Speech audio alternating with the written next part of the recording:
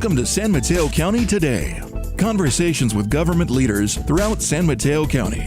Here's your host, Marshall Wilson. Welcome back to San Mateo County Today. I'm your host, Marshall Wilson. Have you ever been stuck in a big traffic jam and not known why? Seen a lot of smoke and wondering what's going on? There's actually a way for you to find out what's going on. I'm here today with Bill Fogarty from the San Mateo County Office of Emergency Services, who's going to tell us about a free service called SMC Alert. Bill, thanks for joining us. Thank you for having me. So first, what is SMC Alert? SMC Alert is a free messaging system that allows residents of San Mateo County and anyone in the area who actually works here to go ahead and sign up to receive notifications when there's a critical incident or an emergency that's happening at a location. Now, how do I go about signing up for this, and what kind of emergencies are we talking about? So the way you go up to sign for it is you want to go to www.smcalert.info. When you get to that screen, you'll be able to go ahead and see a log on. Even if you've logged on once before, we ask you to go ahead and check it to make sure it's current. And then the emergencies that you would get notifications about will be things that happen in a certain area. So you can sign up to receive alerts in areas that you live, areas that you work, or areas in between. So you may end up signing up for an alert in the city of San Carlos, but you can also get it in the city of Redwood City as well if you mark your notifications. So who are these alerts coming from? Is this a commercial service, or how does this work with the Office of Emergency Services? Absolutely not. It's not a commercial service. That's one of the things we want to make sure people know, is that it's not any sort of spam. It's not a commercial service. It is free to use. We never sell any of your information, nor do we give it out. The people who are allowed to use the service are all first responders who want to make sure that the community is safe. And so they send out alerts as they become available. So as an example, there's an incident that occurred today on the Bay Bridge, as well as on the San Mateo Bridge. We made sure that CHP was able to send out an alert to let people know that the bridge was actually shut down and let people know that traffic was stopped. And that's because we want to make sure people are safe and can avoid any sort of issue that they might be faced with. So we're talking traffic right now, but what are some of the other kinds of alerts that you guys are going to be sending out? And these are text alerts, email alerts, or how can I receive these? We can actually opt into anything that you'd like. You can opt in for a text message or an email message. You can have it sent to multiple email locations if you get one to your phone or one to your work address. And the alerts that get sent out cover a lot of different areas. So it may be that there's a fire in the area, so we want to make sure that people shelter in place because there's things that may be exposed to we don't want them exposed to. It could be a situation like there's a mountain lion or a puma that's in the area, so we want to make sure we let people know to make sure they keep their pets inside, to make sure they're safe. We also might have some sort of police action, so we want to make sure that people stay away from the area so that way they know what it is that's going on.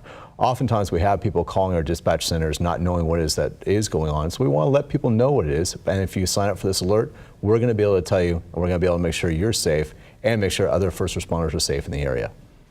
I don't know if a lot of people think like this, but I love my smartphone, but I also get tons of messages on it. How many messages can I expect? Do you guys send something out like once every day, or what dictates how many messages you send out? Is it by event only?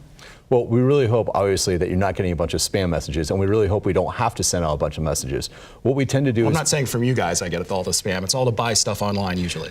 What we want to do is we want to let people know that if there's a major emergency, we'll send out a message. We don't traditionally send out messages unless it is a legitimate major emergency. So we just send out messages for like a great shakeout, so we let people know in the community that the great shakeout is occurring. That way, if they see people participating, they know what it is that's going on. But other than that, we'll usually make sure that the level of emergency is one that's affecting a general great big area, or an area that's going to end up impacting as many people as possible in a certain city or a certain residential area. The reason why we do that is we don't want people to be bombarded with messages. We rarely send them out unless it really reaches a category in which it really affects everybody in the community. Especially something like a mountain lion, we want to let people know within a certain geographical area. And so that's one of the great features about this, is that you sign up to go ahead and send out and get received. You get a chance to go ahead and get messages from the areas that you live or you sign up for. So I grew up around here, and you just told me before you did as well, and I always thought of San Mateo County as a place that was almost immune from disaster, other than that earthquake 26 years ago. But it seems like in the past 2 years, there's just a lot more going on. We had the pipeline explosion, the airplane crash, we've had tsunami warnings. We're all just so more clued in now to what's going on around us, or why is so much more going on now, or does it just seem that way? Well, I think part of it is that in this general day and age, we're getting more and more information than we've ever been faced with before. And I think that's the first thing. The second thing is we've done a really good job with the Sheriff's Office, especially Office of Emergency Services, of getting more information and really putting ourselves in a position to be more aware of what it is that's happening. So my predecessors all were in a position to go ahead and enhance the services provided in San Mateo County. So what we've done is we've added things like tsunami warnings. We've made sure to let people know when there's a critical incident. I can tell you, having been one of the first responders to the San Bruno pipeline explosion, that I really was thankful as a resident of San Bruno at the time, and also as somebody who's a responder, to make sure to keep the people in the community safe. And so I think what you're seeing is you're really seeing us doing a better job of messaging people, letting people know when there's a critical incident that's happening, and making sure that people stay away from the areas for their safety. Well, they always say that information is power, and what you're trying to do is give that power to the people so they can make an informed choice about how to go about during this emergency. Absolutely. Our goal here is to keep people safe. Our message at the Office of Emergency Services is, are you prepared? We want to make sure you're prepared as best as possible, because in times of a critical incident, we know you can make a very good decision for yourself about what you want to do, and the best way to have that decision made is by providing you with as much information as possible. And that really is the reason for this service, is that way you can be prepared, be informed, so that you can make a decision about what you want to do. Hey, Bill, thanks a lot for telling us about SMC Alert. We'll be back in a moment to hear more about the Office of Emergency Services and how you can be prepared.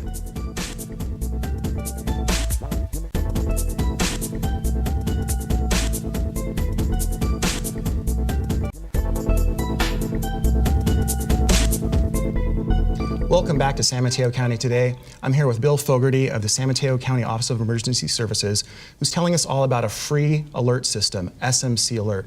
So Bill, tell us how you go about signing up for this, and kind of walk through how you go about logging on and picking out what kind of alerts you want to receive. Absolutely. So the first thing you want to do is go to the website www.smcalert.info. When you go to that screen, you'll go ahead and see that you can sign up for whatever alerts that you'd like to. So first thing you do is you can scroll down the page, and you can actually see if you've already logged on once before. I know a lot of people have logged on to the systems before, but they need to go ahead and go back in to double check that their login information is still correct. From there, you can go to the next page, which is actually a sign-in screen. From there, you'll be asked certain questions.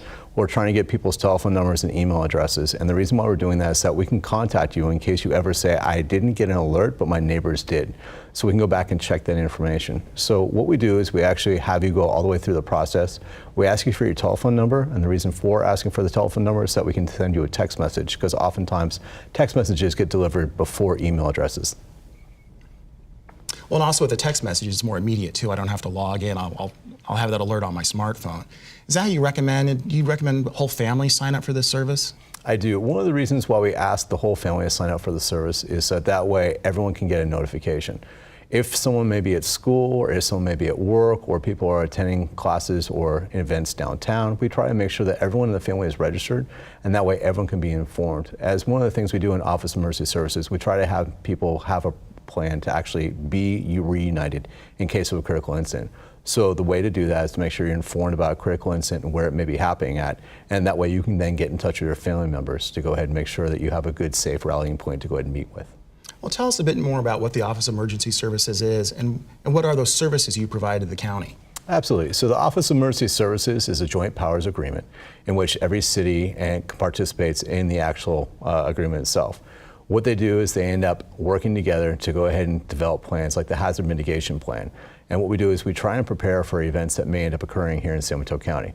As we know, there have been several different critical incidents that have happened here in San Mateo County. So what we try to do is we try to be prepared for them. And what the Office of Emergency Services does is have the resources that are available, have the plans in place, and then support the cities and the communities in which the events may end up occurring. And as an individual, what are some of those basic steps I can do to protect myself in a critical incident? Well, one of the first things to do is make sure I have a plan. A lot of times we tell people to have a plan, and the plan could be everything from having a safe place to meet, having storage of supplies to make sure that you can communicate with other people. And we also encourage you to have medications, food, and water. Not just food and water for yourself, but also for your family, friends, and pets. A lot of people overlook having medications for their pets, and we want to make sure that people do it. The other thing we do is we also make sure to let people know that you should check on with our website and look at the different things that we have available to give people ideas. A lot of people don't think about preparing for several things like power outages, earthquakes, maybe there's a tsunami warning, things that we can do to be better prepared and make people aware of what the situations are. So if people have a problem signing up or they have any questions about SMC Alert, where should they go? Actually, we established an email address. That email address is smcalert@smcgov.org. And I'd ask that if anyone has any problems at all, please send an email to that email address. Again, it's smcalert, ALERT, @smcgov.org. Excellent. And if people have a question about how to set up an emergency plan or what they need in their emergency go bag or anything, where can they find that information? What is your website? Our website is www.smcsheriff.com. Is there anything else you'd like to add about what are some of the basics of, say, a basic supply bag for somebody? Absolutely. So a basic supplies bag for somebody should be food for at least 72 hours, water for 72 hours, and that water should consist of things that you can drink with, as well as wash dishes, as well as being able to bathe if necessary. The other thing is to make sure that you have medication for yourself, your family, as well as animals. We can't emphasize enough how important it is that we want to make sure that people take care of their animals. Make sure you have your medication available for them that they might need. And when you're including water, make sure you have the water for your pets as well. The other thing you want to do is you want to make sure you have your phones charged or have some way of charging your phones. That way you can keep in constant contact with people. One of the things you can do is go and get a solar-powered battery charger, so that way you can be prepared. And the other thing we make sure to do is we ask people to go ahead and have a radio, so that way they can listen to information. If for whatever reason telephones are not working, we can always make sure they have messages broadcast on our radios and TVs and on the internet to make sure people are aware of what incidents may be happening and safe points of distribution for them to go to. So fires, floods, terrorism, you guys are basically the ones involved in all of that, right? We are a one-stop shop for anything that may end up happening in San Mateo County. All right, Bill, thanks for joining us on San Mateo County today and giving us this really vital information. Thank you. Thank you.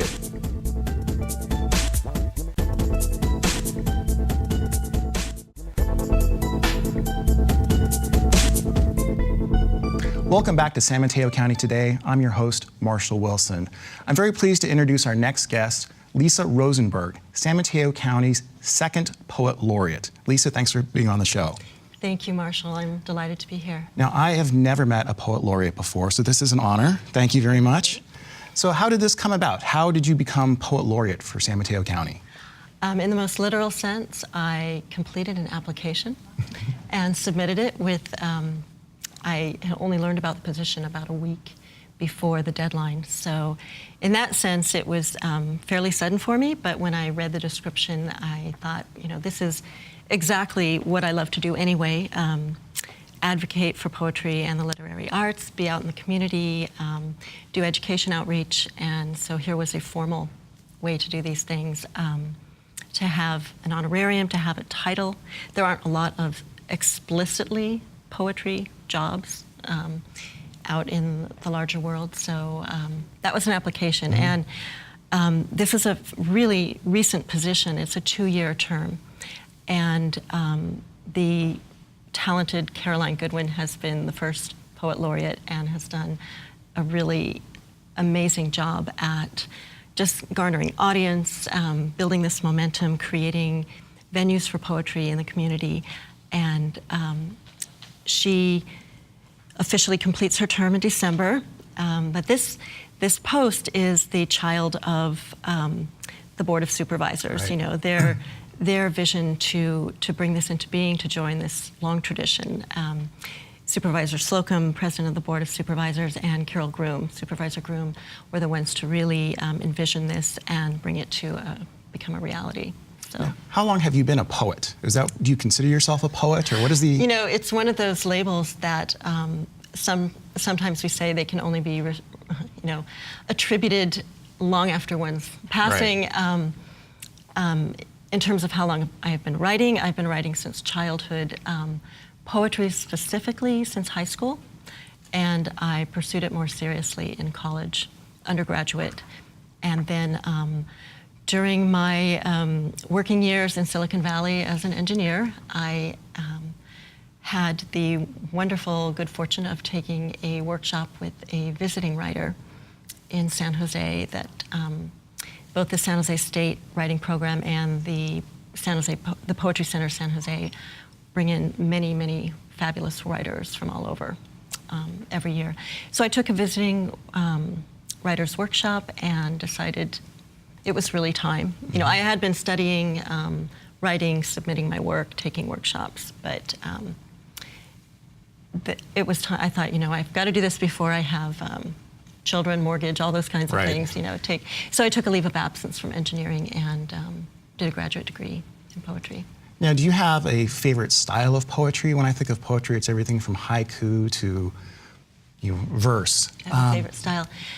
No, I mean, I think we all have the bias that whatever really engages us is our preference. And then if you say, well, what styles tend to engage us more? I have favorite pieces that are in formal, traditional forms, and favorite pieces that are in open forms. I would say, I myself would be categorized as a lyric poet, and the bulk of my work is in free verse or open verse, and some in traditional forms.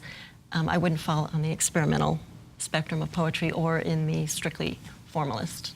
So, well, what I'm looking forward to is hearing some of your poems. So, can you please give us a reading right now? I can, and I will read something short, because poetry is. I still have to get used to people asking to hear a poem, and now it really is so delightful for that to be something that I'm officially called upon to do.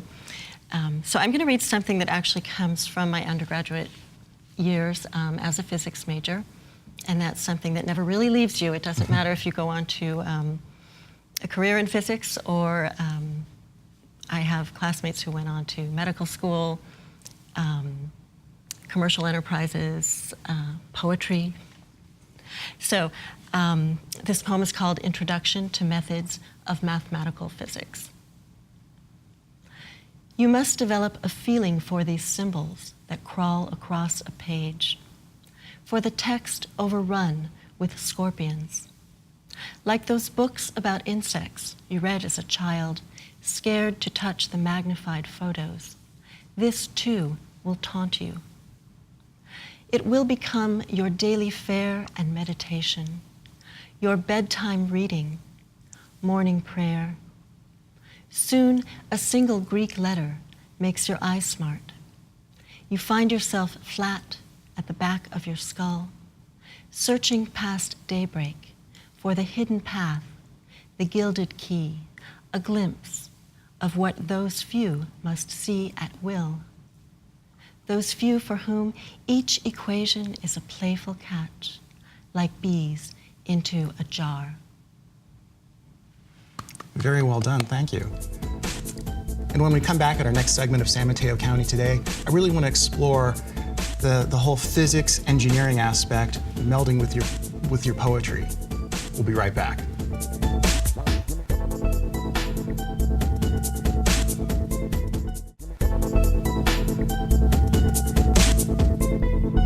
Welcome back to San Mateo County Today. I'm your host, Marshall Wilson, and I'm thrilled to have Lisa Rosenberg, San Mateo County's official poet laureate, with me. She just did a really amazing reading that really was that a poem about physics? What would you call that, if you can possibly label it? It's a poem that comes from my experience in physics, but as I've mentioned to you, I am constantly really pleased to hear that people who have no experience in physics or no interest in it have connected with that piece. And I wanted, when I wrote it, to be something that anyone who has spent a long sleepless night working on a long problem that's hard to solve, something that people could relate to. But the specificity for me was, yes, it came out of a very difficult course. That's kind of the junior year physics boot camp as an undergraduate, and the title of the poem is the title of Physics 104A and B at UC Davis, where I was an undergraduate. But, this is a question I'm often asked, and it brings up two different large questions. And one of them is, the whole question of what is a poem about? And the other is the question of what is appropriate for a poem to be about. I'll answer those somewhat separately. Sure. And the whole about question, John Ciardi, who was a poet and critic and essayist, has a wonderful book called How Does a Poem Mean? And if you can paraphrase it, it didn't have to be a poem. It could have been a paragraph or some sentences. But it's really about the how and the unfolding. And in that sense, we have subjects that are compelling, as a writer or as a painter, as a reporter. There are certain subjects we all feel drawn to in that sense. There's that aboutness in it. For me personally, many of my poems have nouns as titles or as the impetus behind them. But now we kind of shift over to that other question. So, a poem can be by anyone, about anything, for anyone. And when, we do at some point put some boundaries or, categories just to make things workable on who writes, what do they write about, and who is it for. But those are fluid. And I think that in the context of, say, San Mateo County residents, and I'm supposed to be an advocate and an ambassador, an advocate for the arts and the poetry of place, and the assumption can be that we just write about this place, and we encourage people to write about this place. Well, people do that regardless. People write from their life experience, whether or not something is autobiographical. It is by default, if you have not been exposed to something, you would not be aware enough to write about it. But there's the other thing about being from. Mm-hmm. And so we write from these places, and what emerges becomes a portrait, a changing portrait. And so that's just as true if we talk about say a charter that you're going to promote the poetry of place. Well, I want to promote the from, meaning from the voices, and creating this emergent portrait of our place. And then there's also, for myself, these categories that can be labeled the human and the technological. And I don't see those as subjects. I see them mostly as terrain of experience, and they're interrelated. And that interrelationship unfolds with each piece. It might start with one particular stimulus and then move into other places. And the beauty of really dedicating yourself to a practice, whether that's a craft, an art like poetry, a practice like jiu-jitsu, gardening. If you're old enough, you'll remember the art of motorcycle maintenance. Yes. But if you dedicate yourself to a practice and you stay open and you stay in discovery, then you don't know where that is ultimately going to go. And that's a process that comes into play in good design, even though you also work toward a desired outcome. And depending on your design context, if you are working on a build and ship schedule for a company, that's going to be different than if you're writing poetry that may not get published till after you die, but or maybe published next week online. You never know.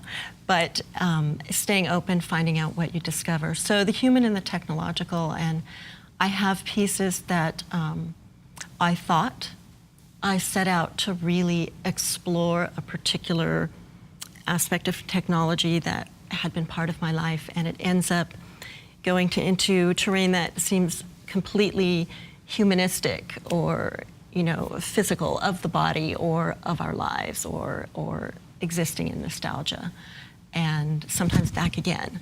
So it's hard to say when we start out, and I try to remain open in that process. We have a little bit of time left. Can you give us one more reading? I can. I can read a piece that does that in the sense of starting out with something that came from the world of technology and ended up with me really discovering something about my humanity. If we have the time for a single poem, I will do it as such. And I must say, I expected that I would be reading about the county or talking about my charter. So this is a really nice opportunity to read that. This poem is called Zero Defects, and it comes from a trade slogan from industry. Zero Defects used to be a slogan for a type of process control for eliminating manufacturing errors. And the first time I encountered it, it really, I just got my back up and I thought, well, we're humans, and where does this go? Zero defects. I want a new notion of perfection, one to live with in my defect-full humanness, bone cache, chatter, and thought breast.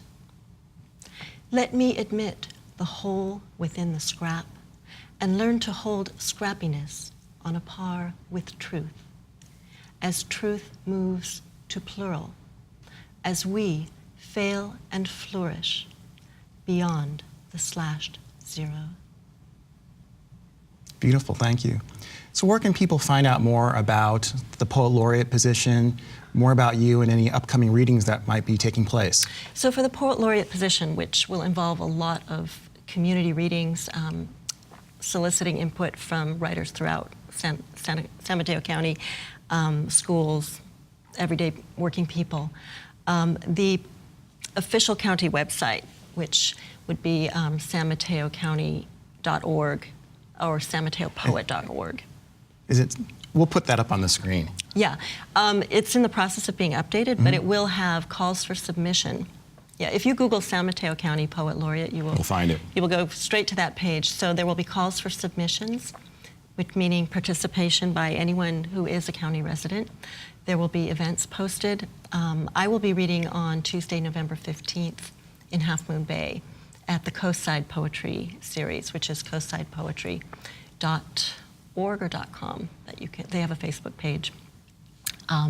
That'll be at 7 o'clock. It's a bit of a trek for the Bayside residents and nicely convenient for the Coastside residents. And my own website is forthcoming, lisarosenberg.com. I do have a Facebook page where I post events regularly, and that is lisa.rosenberg.poetry with the usual Facebook precursors. Terrific. Well, I look forward to learning more about the Poet Laureate position. I'll certainly Google that, and I look forward to a good 2-year run as you being our San Mateo County Poet Laureate. I'm really looking forward to it myself. Thank you. And thank you for joining us on San Mateo County Today.